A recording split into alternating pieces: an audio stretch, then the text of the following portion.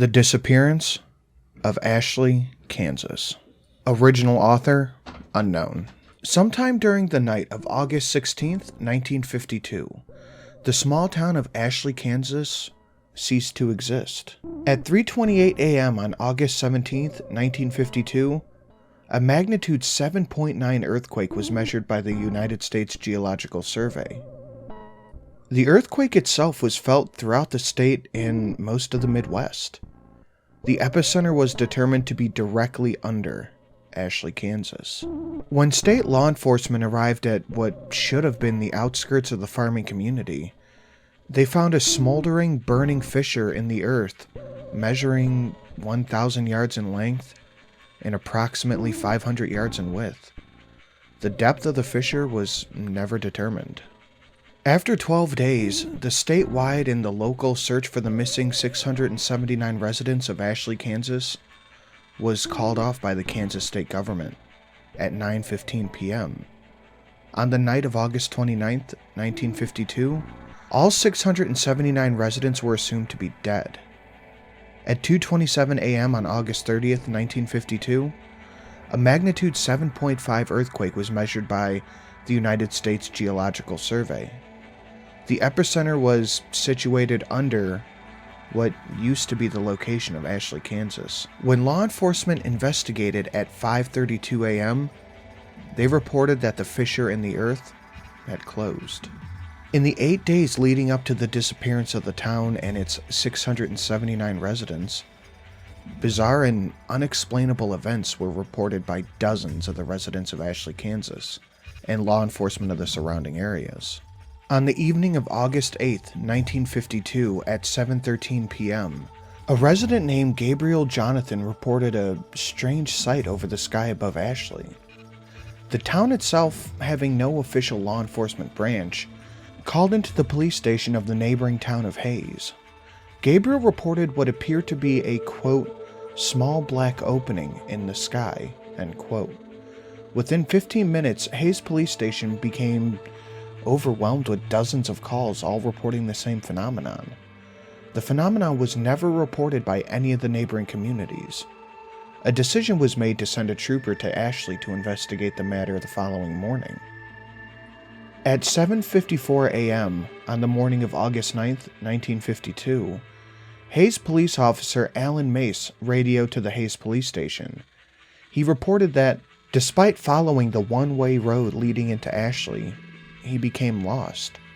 According to his report, the road continued, quote, along the path as normal, but somehow ended up back in Hayes, end quote.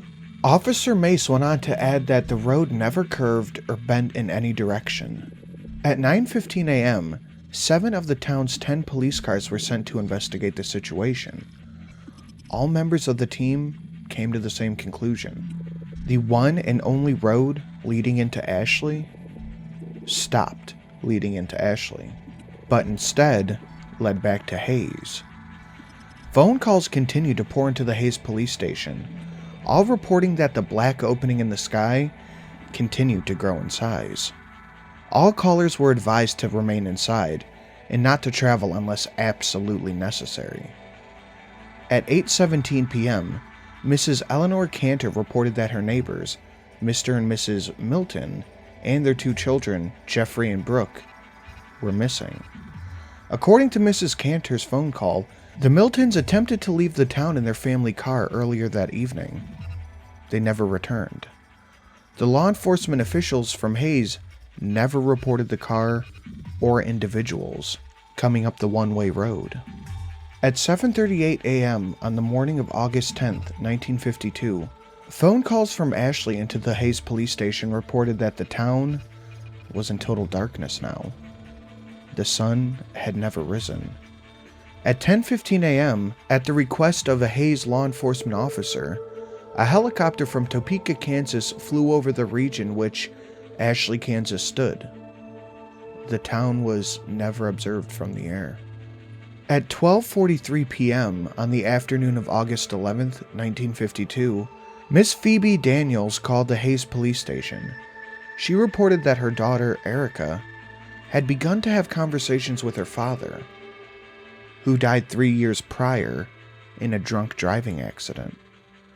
To add to her concern, Mrs. Daniels also reported that Erica was attempting to go outside in the dark to join them.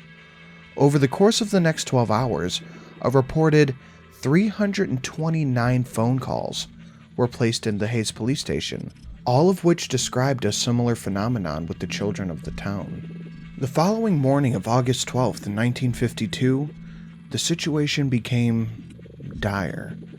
During the middle of the night, all 217 children of the town of Ashley, Kansas, disappeared. A reported 421 phone calls were placed into the Hayes Police Department.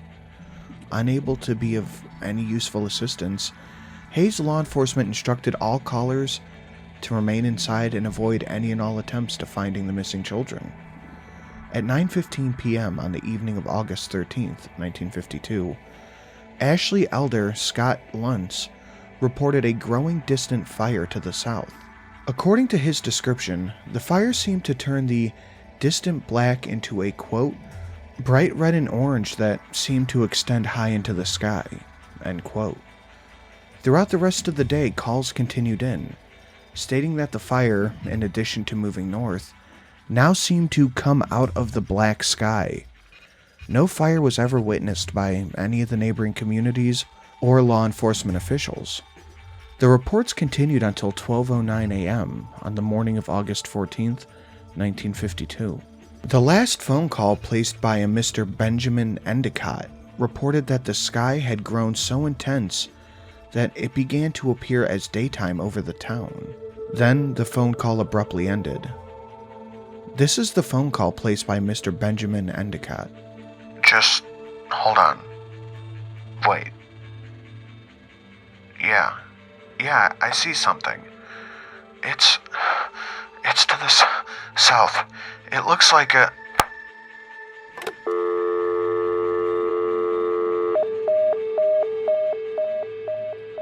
End phone call.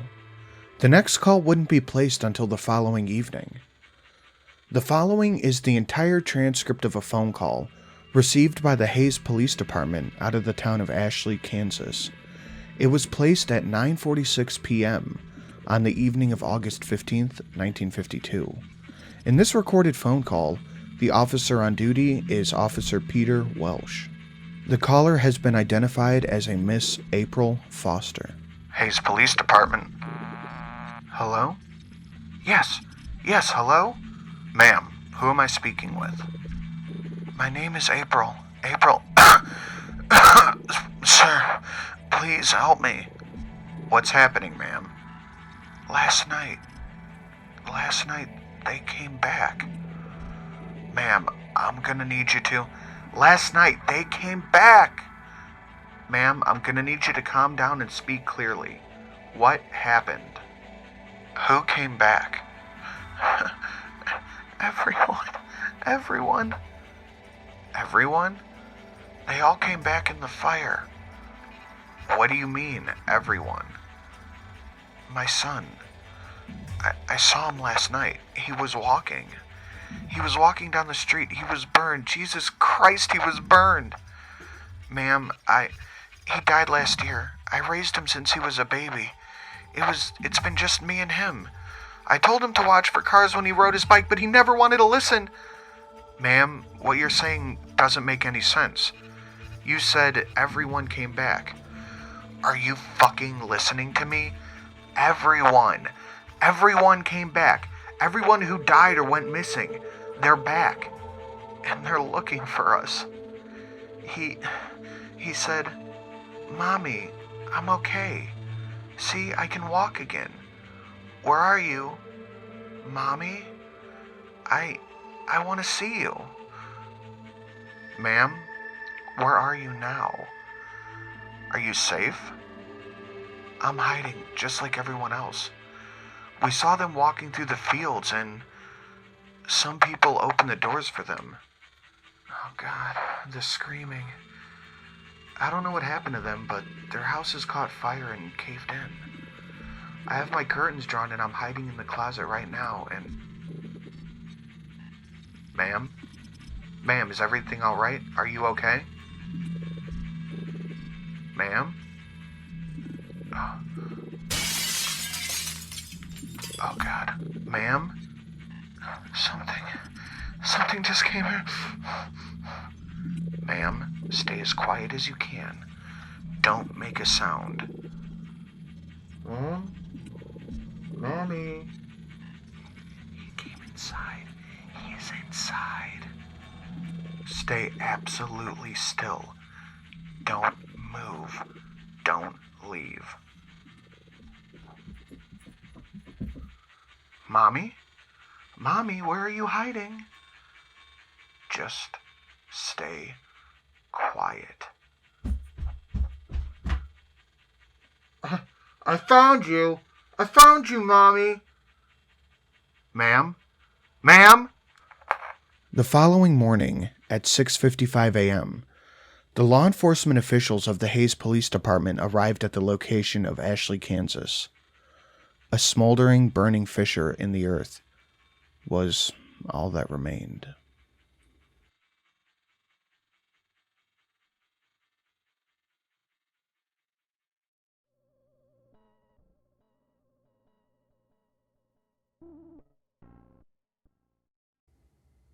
I would like to take this opportunity to thank any $10 and above patrons: Dan R., Paul Z., Cody V., Chaos X, Mr. Swiston, Official Jerboa, JY, Pyromancer, Hayden MH, Ethan A., Dark Side of the Bear, and Daniel H. Guys, thank you so much for your support. It really does keep the channel alive. I'm going to try to do 2 Patreon-only stories this month, but with the recent issues with my computer, I lost all the ones I had saved. So, we'll see. I'm going to try for 2. If you have any suggestions for stories that you would like to hear narrated just for you guys, make sure you send them over to me on Patreon. And if you would like access to Patreon-only content, the ability to do bit parts if I need them, etc., etc., etc., please head over to Patreon right now.